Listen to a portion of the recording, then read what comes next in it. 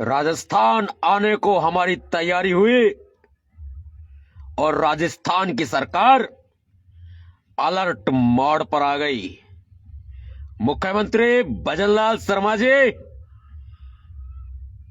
भीमसेना का यह खौफ हमें अच्छा लगा। भाई बिश्नाराम को न्याय दिलाने राजस्थान आने की तैयारी हुई और रातों रात भजनलाल सरकार सहमति बनाने में जुट गए।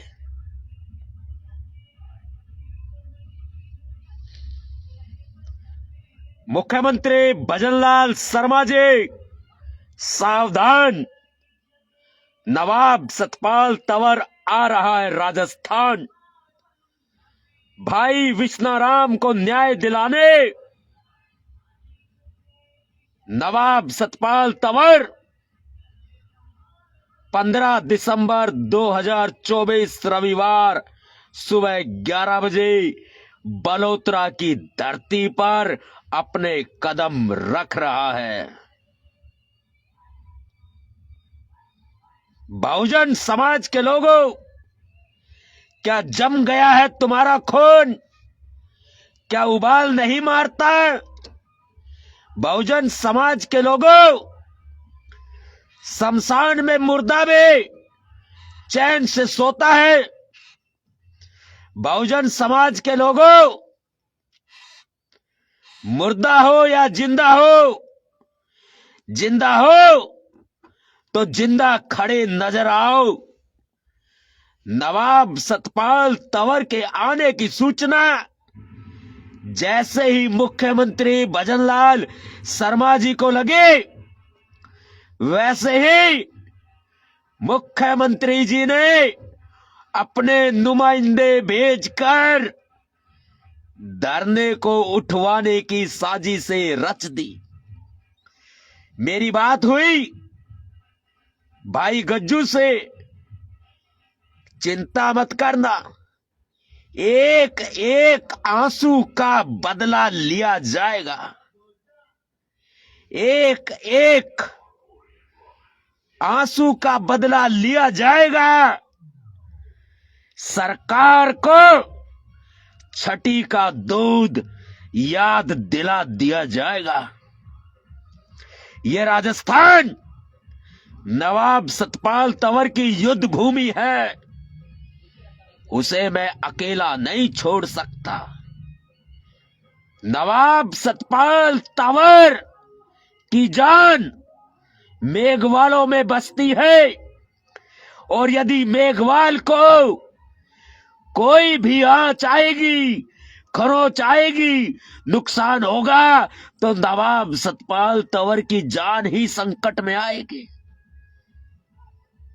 जैसे ही यह मालूम चला कि नवाब सतपाल तंवर राजस्थान आ रहा है, वैसे ही मुख्यमंत्री भजनलाल शर्मा जी ने निर्णय कर दिया, सहमति बना दी। लेकिन मुझे ऐसा लग रहा है कि यह दलित हत्याएं कब तक रुकेगी, शायद नहीं रुकेगी।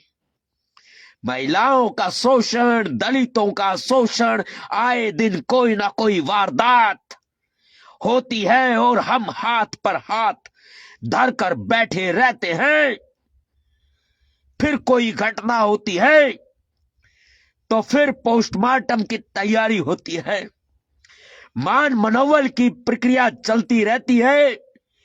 एक जयपुर एक्सप्रेस जोधपुर से होते हुए मारवाड़ की तरफ आती है और समझौते और सहमति का खेल बनाकर निकल जाती है। कब तक हम दलितों की लाश की बोलियां लगती रहेंगी? कब तक इन आंसुओं का सौदा होता रहेगा?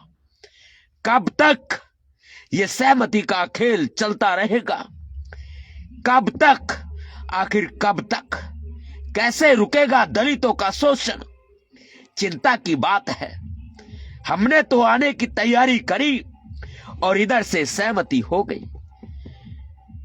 चाहे सहमति हो चाहे असहमति हो, चाहे समझौता हो, चाहे संघर्ष हो, ये नवाब सतपाल तंवर मेघवाल के साथ है। ये नवाब सतपाल तंवर दलित समाज के साथ है, बहुजन समाज आदिवासियों के साथ है। और ये नवाब सतपाल तंवर गज्जू भाई के परिवार के साथ है, भाई विश्नाराम के परिवार के साथ है। अगर निर्णय हो गया, यदि सहमति हो गई, तो आगे भी जब भी मेरी आवश्यकता होगी तब भी मैं खड़ा पाऊंगा। दिल से याद कर लेना, वो तो नवाब सतपाल तंवर के राजस्थान आने की आहट, वो तो बलोत्रा में एक तूफान के आने की आहट ने भजनलाल सरकार के कान खड़े कर दिए।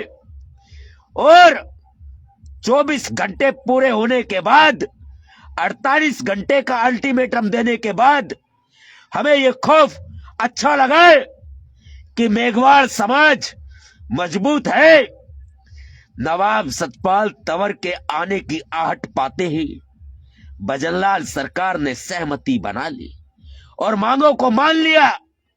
यह है भीमसेना की ताकत, यह है मेघवालों की ताकत, दलित आदिवासियों बहुजनों की ताकत।